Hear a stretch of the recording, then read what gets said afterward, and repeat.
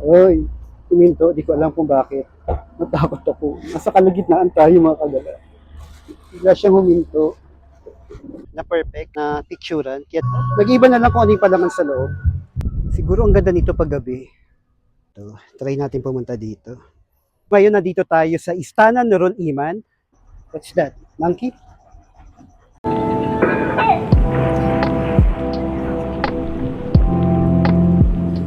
So ngayon mga kagala, may pupuntahan tayo na ang tawag ay frame. Bakit siya frame? Ito, papakita ko sa inyo kung bakit. Ito yon. Ito yung frame na tinatawag kung bakit siya kilalang kilala. Sure tayo. Perfect spot to mga kagala. Oh.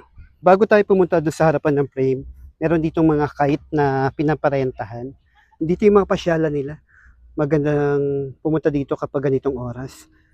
Time check, 4:15 p.m. Yan o. Oh. Yan yung saranggola na pinapalipad nila. Oh, meron pang ibon, eagle. So yan, hawak niya, eagle.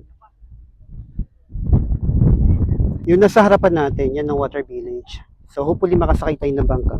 Pero ang problem is, makulimlim na. At ito yung sasabi ko sa inyo na perfect na picturean, kaya tinawag siyang frame. Sa mga bago pa lang sa aking channel, by the way, ako nga pala si Glenn Espartero. Gumagawa ako ng mga travel guides, both local and international.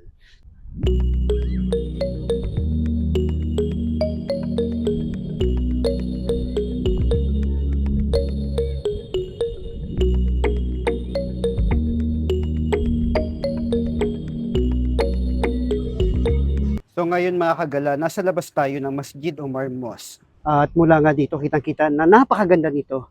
At yung dome niya, doon sa may yan, nakikita nyo, pure na gold daw yan. So yan yung information na nakuha natin. Ito, Masjid Omar.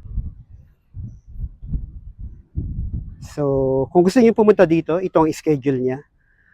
Open every day. Ang ganda niya mga kagala. Oh, picturean ko muna.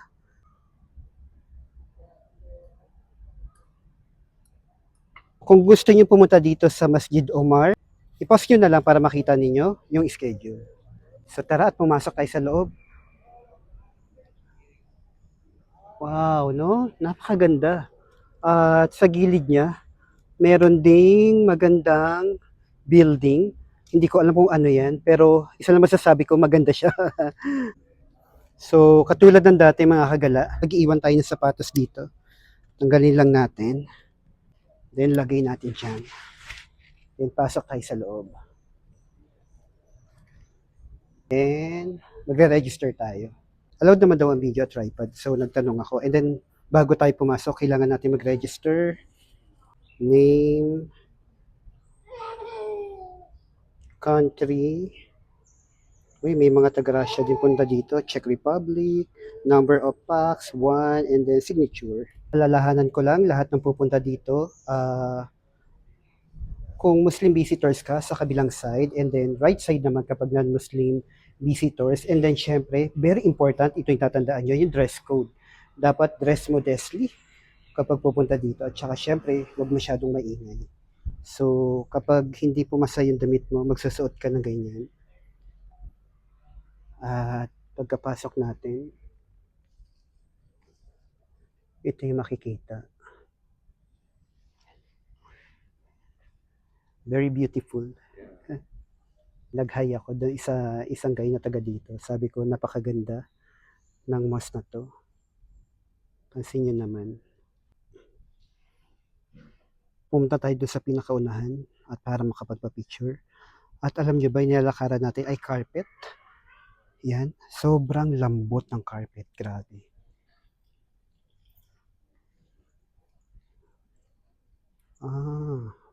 Ito pa may papakita ko sa inyo mga kagala. Yung gitna ng dome. Yung nasa labas niyan mga kagala ay pure gold daw yun. Yun yung nakita natin. Tapos ito napakaganda. Wow.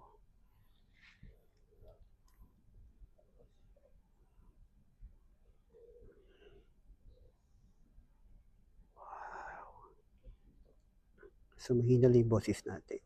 Bumubulong ako actually.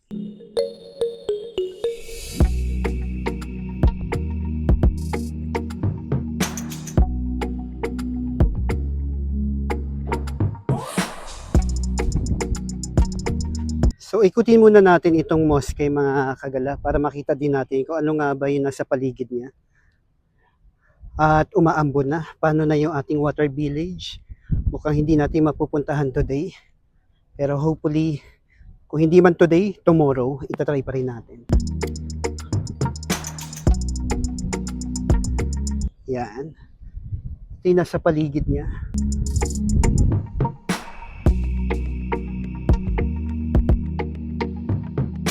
Wow, 'di ba? Siguro ang ganda nito pag gabi.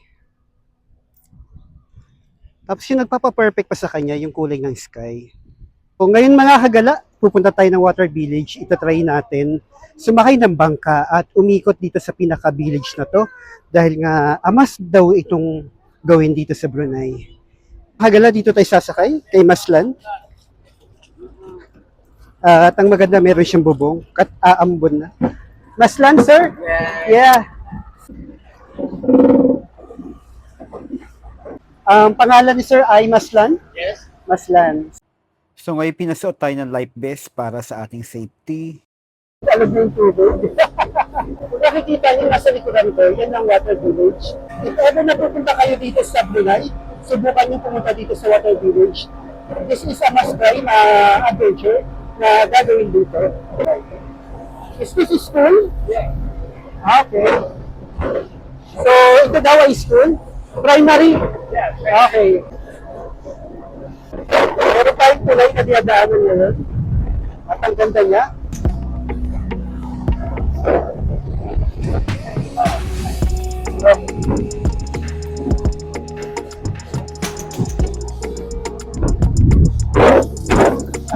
Maalog-alog na tayo mga kagala. So yan o, merong madadaanan. Merong tulay. Sana maka-experience tayo niyo pumunta.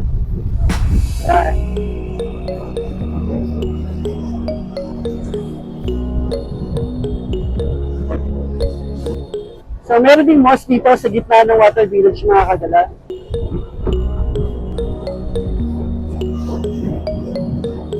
Yan naman mga kagala ang high school nila dito. So ngayon tapos na tayo pumunta ng water village. Sa harapan natin ng Sultan Palace. So ngayon, after ng kabahayan, pupunta naman tayo sa very tahimik na mga mangrove. Kasi dito natin makikita yung proboscis monkey at hopefully makakita tayo ng crocodile. Oy, huminto, di ko alam kung bakit. Natakot ako. Nasa kalagitnaan tayo mga kagala. Bigla siyang huminto. Oy.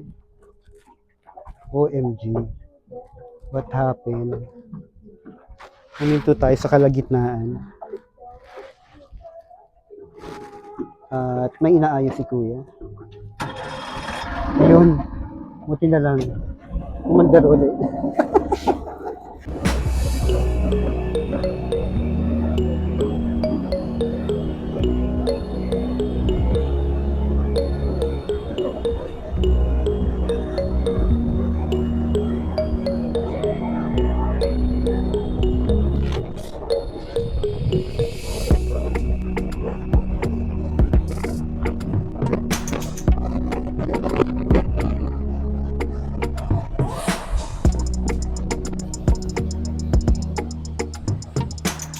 So, meron din tayong makakasama dito mga kagala.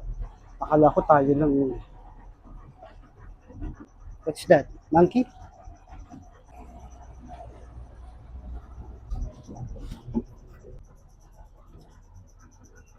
So, sayang, hindi na natin nakita yung monkey. So, hanap tayo rin ng iba. Kaya pinupuntahan to dito mga kagala. Sikat kasi dito yung proboscis monkey. Sila yung klase ng unggoy na matatangos yung ilong. And hopefully makakita tayo. Mas gusto kong makita yung monkey kaysa sa crocodile. Kasi sobrang kalmado ng tubig. Alam niyo yun, nakakatakot. Any moment para may lalabas na crocodile dito. Alam niyo sa movie, yung mga anaconda, para may lalabas na ganun. Ganito yung peg. Meron palang tulay din dito madadaanan na kagala.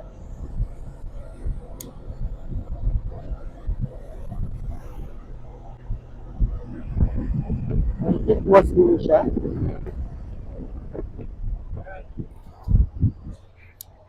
Ayun. Ayun mga kagala, oh. Yan yung monkey.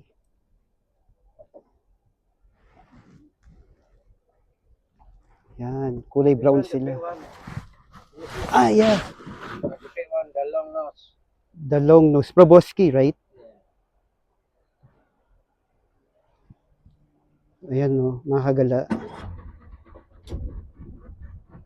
Yan. Finally nakakita tayo, thank you.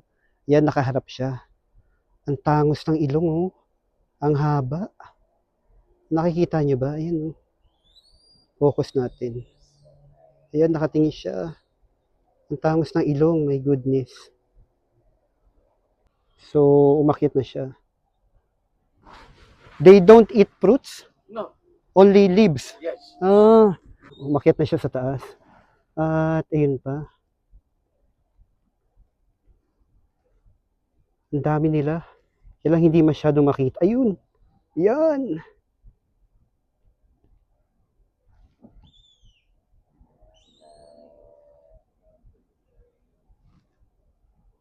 Medyo magalaw yung video ko, mga kagala. Sorry naman at maalon. So, grabe katangos ng ilong nila. Wow. Thank you so much po, Lord. Nakita ko po ito. Nakakatuwa naman. Ang dami nila dito. Yun.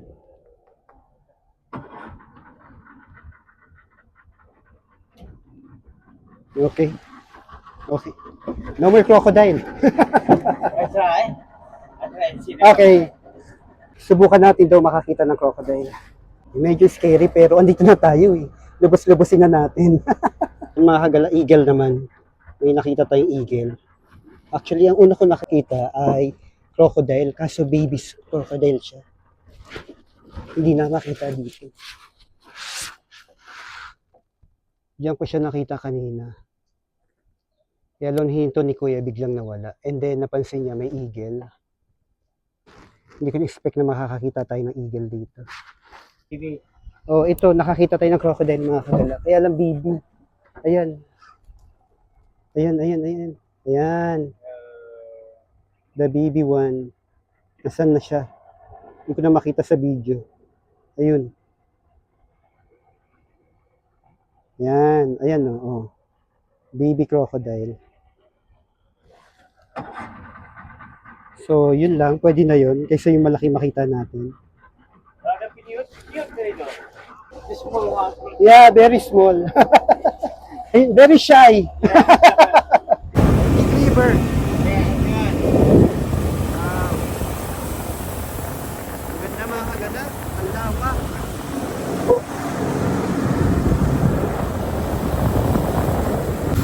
Grabe dumaan tayo dito sa Big River. Yan.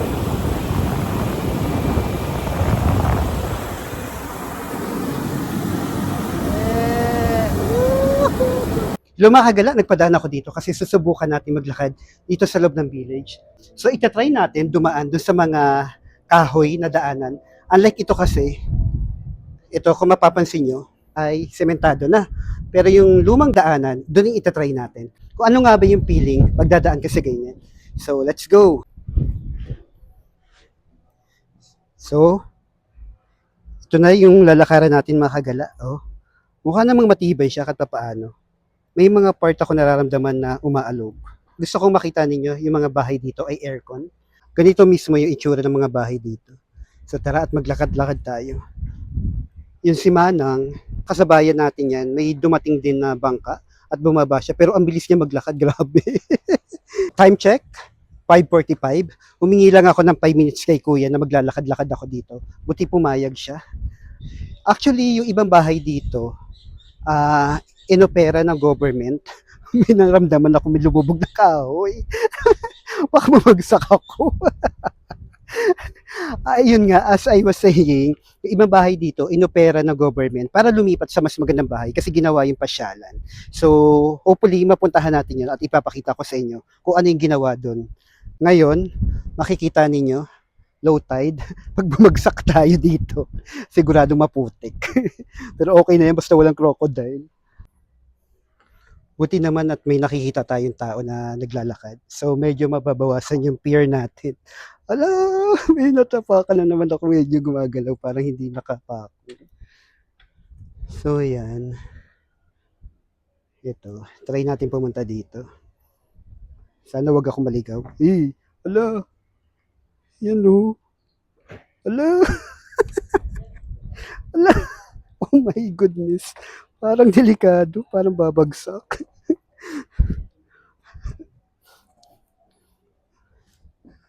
Ayoko na dito, my goodness. Parang, alam, bibigay yata, my goodness. Ayoko na, balik na tayo. Kala ko na-overcome ko na yung takot doon sa crocodile. Dito na pala ako mas matatakot.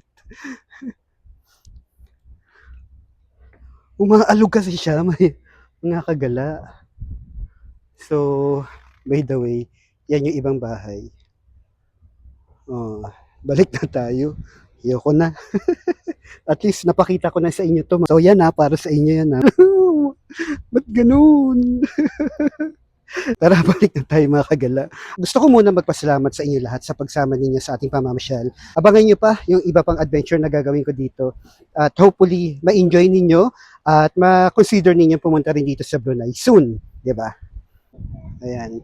Hi! So, may nakasalubong naman tayo. Mga mababait na may local dito. They greeted us. Sabi ko, hello, and then they respond. Pero yung bata, mas nauna pa siya nag-greet kaysa sa akin. Kasi nga, yung lakad ko, ang bagal. Pero yung bata, diretso. May mga part kasi na alam niyo yung mga kahoy na biglang, nakapako nga siya, pero may yung ibang part, biglang babagsak ng gano'n. Pag tinapakan mo, konti na lang nasa sementadong part na tayo. Bilis si Glenn! Ayun, finally nakasurvive tayo. So mga kagala, yung ilaw niya sa may tulay, solar. Pero yung sa mga bahay daw, hindi solar. Nakalimutan ko yung term na sinabi niya, power station, something like that. So ngayon, babalik na tayo. At maraming salamat sa pagsama sa aking adventure dito sa Water Village. Sobrang exciting, nakakakaba, pero buti na lang, safe tayo makakabalik. Bye!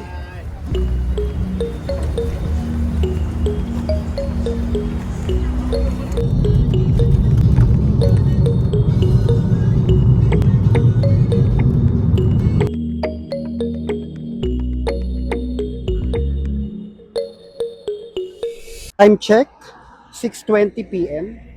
Nandito tayo ngayon sa Istana Nurul Iman. Ibig sabihin, ito yung tirahan ng Sultan na may 1,800 rooms. Diba? Wow. Istana Nurul Iman. Kasi hindi naman tayo makakapasok sa loob, pero okay na din. At nandito tayo ngayon. So, ayan yung mga Royal Guard. Talagang hindi sila gumagalaw. So, yan. So, sobrang lucky natin kasi kahit pa paano nakapunta tayo dito. Kahit sa labas man lang ng palasyo ng Sultan, masilip natin. Mapapansin nyo yung paligid ng gate, madaming orchids. Hindi man tayo makapasok sa loob mga kagala, at least nandito tayo at nakapasyal. So, hindi naman tayo makakapasok sa loob, pero okay na rin at nakapunta tayo dito. Mga kagala, samahan nyo ako na mag-explore dito sa night market ng Brunei. Titignan natin kung ano mga pagkain pwede natin mabili. At sana makakuha tayo ng masarap na mura. No? This one is kambing. Ito yung kambing barbecue. Isang piraso, $2. May mga drinks din dito na makikita mga kagala. At tanong natin kung magkano. So yung drinks na dito, kahit anong flavor, $1. Ito rin. So may mga fried fish din, kaya pala mausok. And then barbecue. Yan. So, ang daming tao dito sa Nasi Katok. Kambing for $3. So, yan yata yun. Pero parang ano naman, chicken.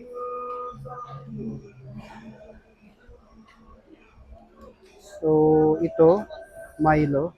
How much for this one? $1 each. Okay. Thank you. This one,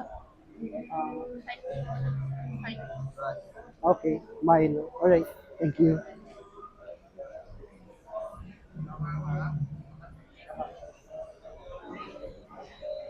Ang laki ng night market nila dito mga kagala. At yung usok nga lang, talagang mararamdaman mo at kakapit niya sa damit mo. Katulad niyan, no? O, di ba? Tapos may mga ihaw-ihaw.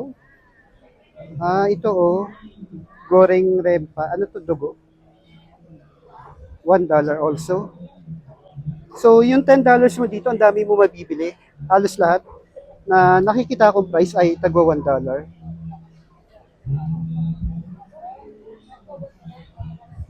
Ah, kakanta na goreng, $1 also. Mani at saka dilis. Let's try ABC. Ito daw ay ABC pero gulaman. So, one order. So, for $1, kuha tayo ng ABC drinks. Yung nakita akong takoyaki mga kagala. So, yan. Galing may pangbugaw ng langaw. Nakakatuwa yung night market nila dito. Ang dami mong pagpipilian. Tapos ito, may nakita pa ako. Pwede pang pasalubong. Milk plastic ang tawag sa kanya. Hanggang ngayon, hindi pa ako makapili kung anong kakainin ko. Pero so far, nakabili na tayo ng drinks. May nakita akong pansit dito, iba-ibang klase. Tanong natin kung magkano. How much for this one, ma'am? $1. One order, please.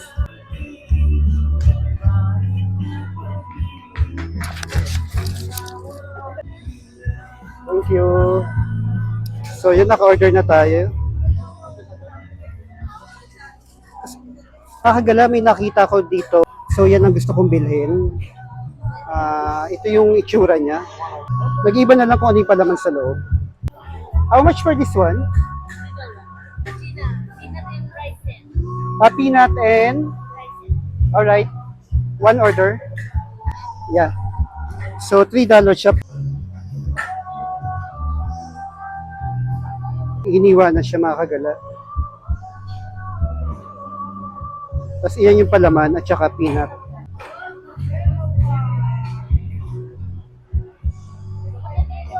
Tapos may mga tinda pa siyang iba. Ayan. So ito na yung magiging dinner natin mga kagala. Ito na tayong pumesto, hanap na lang tayo. Yung mga ganitong area daw pwedeng kainan. Ito yung mga na-order natin for $5. Yung worth nun ay $223 sa atin. So meron tayong drinks na $1. And then yung pansit nga na binili natin for $1. Tapos meron tayong binili na tinapay. Actually, nakalimutan ko yung tawag dito. Pero yan. Yan yung itsura niya. Parang ang yummy-yummy. Ito naman, $3. At ang dami niya. Hindi ko kaya ubusin to. Pero, simulan na natin. Ito yung magiging dinner natin ngayon mga kagala. Thank you, Lord, for this blessing. So, tikman natin yung pansit. Sana hindi maanghang.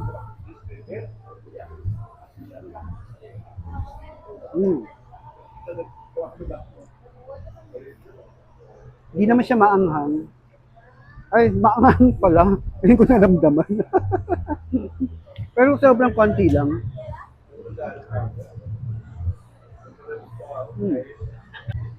Ang lakas ng ulan. Buti na lang napuntahan natin lahat ng pinasyalan natin. At ngayon lang umulan.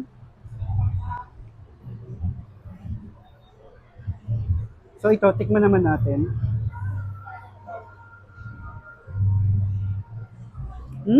Masarap. Lasang-lasa yung peanut. Pag pupunta kayo dito, try nyo to. Highly recommended ko to, promise.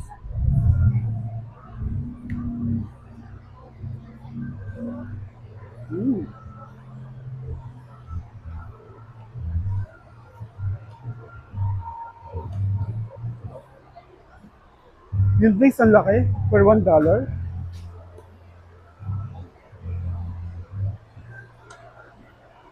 Ang sarap, ABC yung tawag dito.